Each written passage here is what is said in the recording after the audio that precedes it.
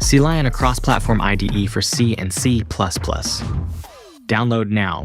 Right, WTF.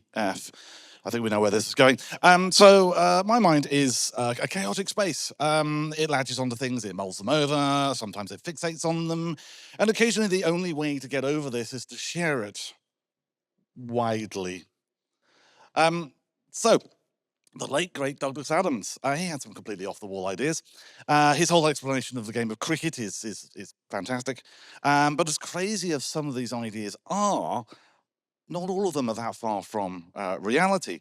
Take, for example, his idea of flying. So there is just throwing yourself at the ground and missing.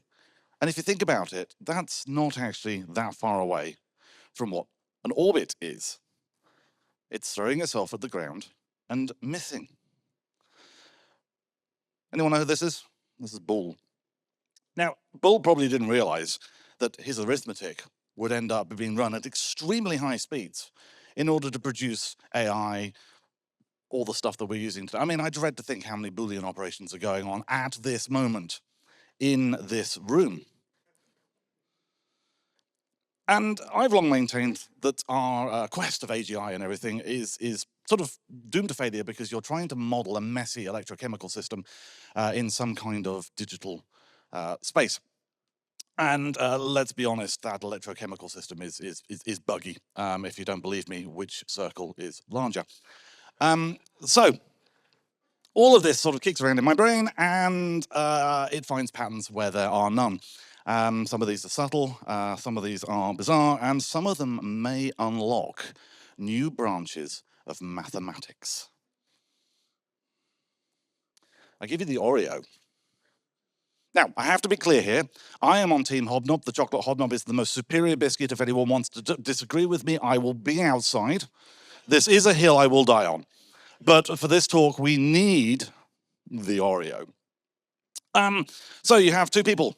If one person has an Oreo and another person doesn't have an Oreo, you have an Oreo. If the first person doesn't have an Oreo, the second person does, you have an Oreo. If both people have Oreos, you have an Oreo. And if neither person has an Oreo, you have no Oreos, which doesn't really help us.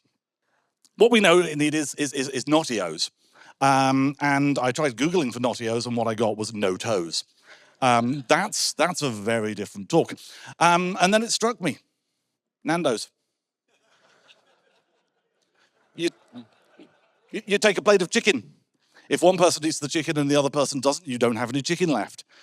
If the first person doesn't eat the chicken and the second person does, you've got no chicken left. If you both eat the chicken, you have no chicken left. But if neither person eats the chicken, you have chicken. And you can have one person playing the role of both. So two of the states become obsolete, and what you have there is a Notto. And you can take a Nando and a Notto, and you can create an Ando. Creating Oros, Noros, exclusive Noros, and all that stuff is an exercise for the reader. There's a wonderful AI piece of chicken here, but this is not necessarily a Boolean operation. We're talking about chicken here, so there could be some subtleties here. This is research in progress. So perhaps the amount of chicken actually consumed has something to do with this, and we're not in a binary space anymore. It's not a digital space. It's now an analog space. And I give it to you that this is the foundation of Bistromaths. Now, for those of you who are not versed in the Hitchhiker's Guide to the Galaxy, Bistromaths was described as a revolutionary new way of understanding the behavior of numbers. Just as Einstein observed that space was not an absolute, but depended on the observer's movement in space, so it was now realized that numbers are not absolute, but depend on the observer's movement in restaurants. Now, this was written before the creation of Nando's. Just like Boole, I suppose to you that Adams came up with a new form of maths. And this is my brain. This is what I have to live with every single day of my life. So I give it to you, WTF. Thank you very much.